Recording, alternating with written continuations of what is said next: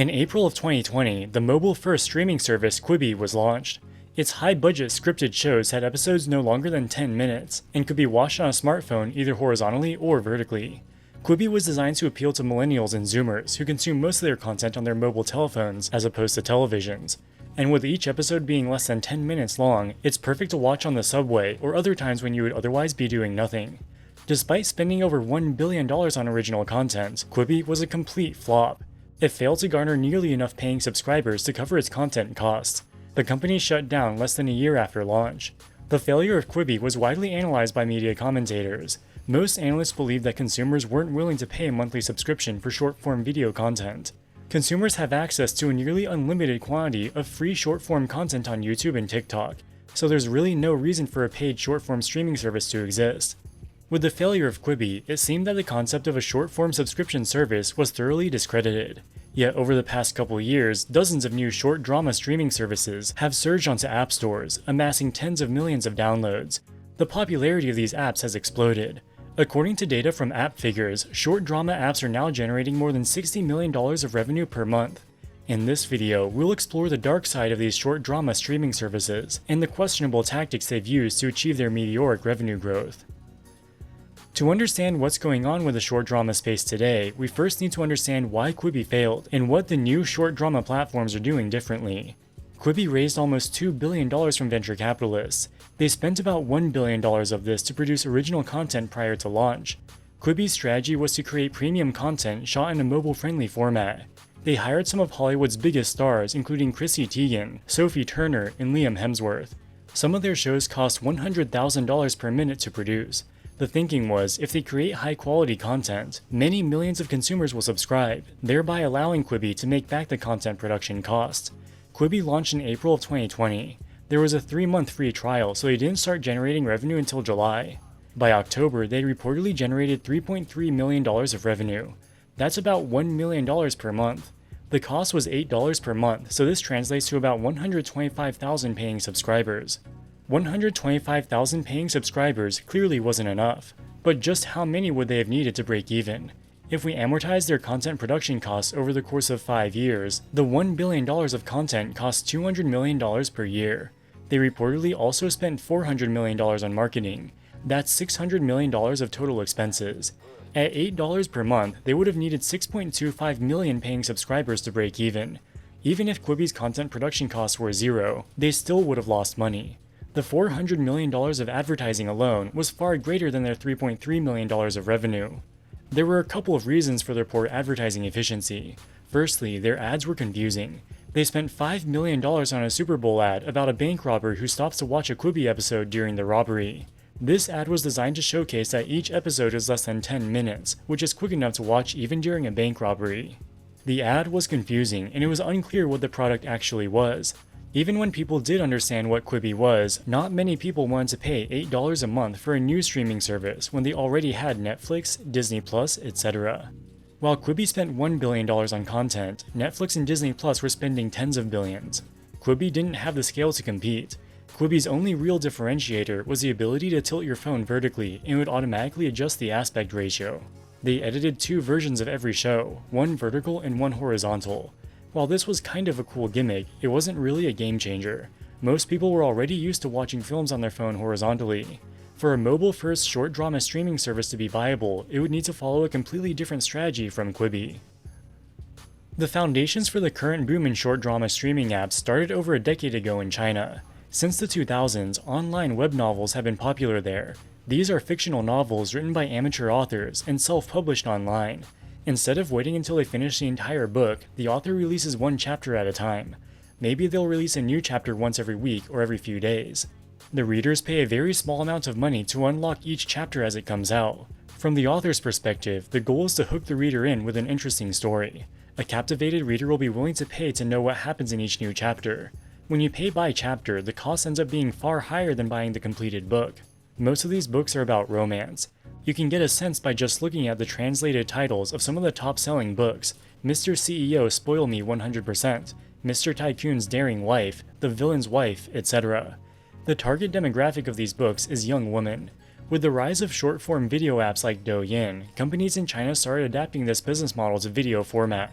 They would take popular web novels and adapt them to film.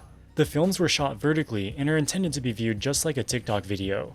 They were generally low-budget productions with simple film sets and no-name actors. In the late 2010s and early 2020s, short drama streaming services started to proliferate within China. In 2022, the Chinese government started cracking down on the industry. A lot of the romance novel adaptations were basically softcore adult films. Think of them as Chinese equivalents of 50 Shades of Grey. The Chinese government has strict censorship rules regulating filmed media. They took down tens of thousands of short drama series, totaling more than 1 million episodes. Chinese state-run media said that this was done to curb the barbaric growth of online short dramas. Heavy-handed government regulation effectively shut down the Chinese short drama industry. Instead of giving up, many of these companies instead looked overseas for less regulated markets. In 2022 and 2023, dozens of Chinese companies launched short drama streaming services in the US and Europe. Currently, the largest short drama streaming service in the US is an app called RealShort, which was launched in 2022. It is owned by the COL Group, a Chinese company that is one of the largest web novel publishers in China. In April of 2024, TechCrunch published an article examining the meteoric rise of short dramas in the US. In the first quarter of 2023, there were 21 short drama apps available on US app stores. By the first quarter of 2024, this has more than tripled to 66. The number of monthly installs has skyrocketed to over 15 million in March. The mobile analytics firm AppFigures estimates that short drama apps in aggregate generated over $60 million of revenue in March of 2024 alone. For comparison, remember that Quibi was only generating about $1 million per month. One of the main reasons that Quibi failed was that its production costs were way too high. These new short drama services follow the opposite strategy. They film very low-budget films, with simple film sets and no-name actors. Each series has 50 to 100 episodes, with each episode being only 1 to 2 minutes long. In total, the whole series is 1.5 to 3 hours long. That's about the length of a movie, but split up into a bunch of 1-minute videos. They usually post the first 5 or 10 episodes on YouTube for free. This is the top of the marketing funnel. The goal is for people to get hooked on the show by watching the first few episodes, and then download the app to watch the rest. Most of the short dramas are romances, with the male protagonist being a billionaire, CEO, or supernatural creature such as a werewolf. These shows often devolve into softcore adult films. They target the same demographic as 50 Shades of Grey. Many are based on Chinese web novels that are translated and adapted in the US. Most of these shows are filmed in the Los Angeles area, but not everything shot in LA lives up to the quality you might associate with Hollywood. The average short drama takes about 10 days to film and has a total production budget of about $150,000. They have 2 to 3 dozen actors in total. They're typically young, non-unionized actors just starting their careers. For example, I found a listing for a short drama called The Teacher's Pet. It's about the tumultuous and passionate relationship between a young literature student and her much older professor. The filming will take place in the LA area. Lead actors get paid $300 per day for 9 days of filming. That's a total of $2,700 to be a lead actor or actress in a short drama. While $300 a day might not sound horrible, you need to keep in mind that these are non-unionized actors with no regular income. They may go weeks without finding their next gig.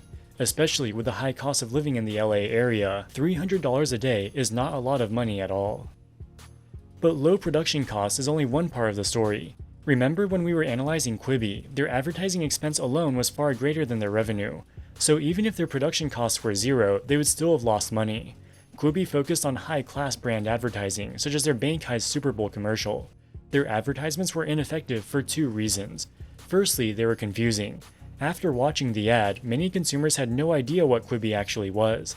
Even if the consumer did know that Quibi is a video subscription service, there was no compelling reason to pay for it when superior options like Netflix, Disney+, etc. were available. The new wave of Chinese short drama services use a completely different marketing strategy. Instead of doing expensive Super Bowl commercials, they focus almost exclusively on social media advertising. They advertise heavily on YouTube Shorts, TikTok, and Instagram Reels. The ads typically consist of a snippet from one of their shows. If the show interests you, you'll need to download the app to continue watching. Once you've run out of free episodes on the app, you'll be prompted to spend virtual coins to unlock new episodes. You can earn points by watching ads, but there is only a limited number of ads you can watch per day. So if you want to binge watch an entire series, the only option is to pay for the coins with real money. In this example from Short TV, it costs 85 coins to unlock the next episode. Each coin costs about 1 cent. If there are 60 more episodes in the series, it can cost you $50 to watch the whole thing. The value proposition for the consumer is atrocious. For comparison, you can buy a ticket at a movie theater for $10 to $15. The production budget of a movie might be $100 million. With these short dramas, you're paying 4 to 5 times that to watch a series with a production budget of $150,000. If the upfront cost was $50, very few people would pay. But you only pay for one episode at a time, and the monetary value is obscured by the virtual coins. Thus, a lot of people don't realize how much they're paying. With the proliferation of short drama streaming services, competition has become intense. There are dozens of them all producing very similar content and targeting the same customer demographic. This has driven up the advertising costs and decreased advertising efficiency. Currently, only one of the short drama streaming services is publicly traded. Flex TV is estimated to be the 5th largest short drama streaming app in the US by revenue. In January, it was acquired by a company called Megamatrix, which is listed on a New York Stock Exchange. In the first quarter of 2024, Megamatrix generated $8.7 million of revenue, substantially all of which came from Flex TV. Their cost of revenue, which includes amortization of content production costs, was $3.5 million, giving them a gross profit of $5 million. They spent $7.7 million on advertising. Their advertising expense was more than double their content production costs and almost 90% of their revenue. Despite generating high gross margins, their massive advertising expense caused them to report a $5 million operating loss. While we only have financial data for Flex TV, the other short drama platforms all have very similar business models and likely have similar financial results. With the production costs being so low, there are almost no barriers to entry. Anybody with a few $100,000 can film their own short drama and start advertising on TikTok. Due to the fierce competition, customer acquisition costs have been driven up to the extent that most of these streaming platforms are likely losing money, despite the high prices they charge to the consumers. As an aside, I'm usually no fan of China's internet censorship regime, but I think they made the right move cracking down on short dramas. The entire industry is a net drain on society. Consumers get ripped off paying exorbitant prices for garbage quality content. The streaming services themselves are likely losing money due to the intense competition. The only parties who come out on top are the likes of Meta, YouTube, and TikTok, which generate tens of millions of dollars of ad revenue. I guess that's the price of a liberal democracy. You have the right to get ripped off by scammy short drama platforms. Alright guys, that wraps it up for this video. What do you think about short dramas? Have you ever watched any of them? Let us know in the comments section below. As always, thank you so much for watching and we'll see you in the next one. Wall Street Millennial, signing out.